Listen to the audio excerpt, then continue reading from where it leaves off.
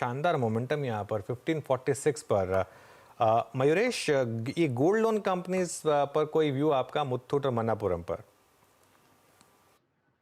तो अनुज, I think जैसे gold prices हैं और एक आप शो कर रहे हैं अभी 11 बजे, सोना सातवें आसमान पर, तो जो एग्जिस्टिंग लोन्स हैं यहाँ पे, जो लोन टू वैल्यू होती है, जो एलटीवी होती है, ये ऑलरेडी आई थिंक 60-65% के आसपास ही देते हैं ये सारे gold loan companies. And because gold prices have moved significantly higher, एक अच्छा खासा गैप बन जाता है। अभी इसमें दो चीजें होंगी। एक, आई थिंक जो एग्जिस्टिंग बोरोवर्स हैं, अगर उनको और बोरो करना है तो एक gap मिल जाता है in terms of probably in fact dispersing more, obviously based on their credit profile and rating, but एक gap जरूर मिल जाता है in terms of having those advancements done.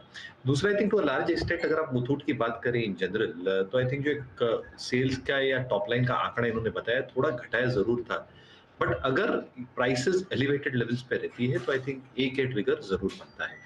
दूसरा चीज, जो कंपटीशन होती है प्राइवेट सेक्टर बैंक से, specifically mid year private sector bank से, I think that was something which created a huge amount of pressure. But बात ये भी है कि आई थिंक जो इनका कोर बिजनेस है ये बैंकिंग है, तो बहुत ज्यादा बैंक्स कोई एग्रेसिवली आई थिंक जो थर्ड पार्टी प्रोडक्ट्स होती हैं या गोल्ड लोन्स होते हैं इस पे नहीं वेंचर करेंगे। I think they will keep it restricted to a certain percentage, जिससे की वजह से आई थिंक जो एक वॉल्यूम ग्रोथ है गोल्ड फाइनेंसिंग कंपनीज के लिए, ये ठीक ठाक रहनी चाहिए।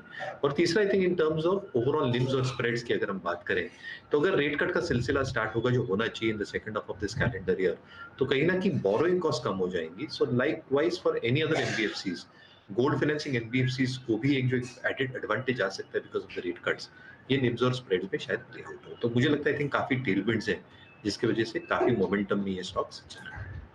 Okay, mean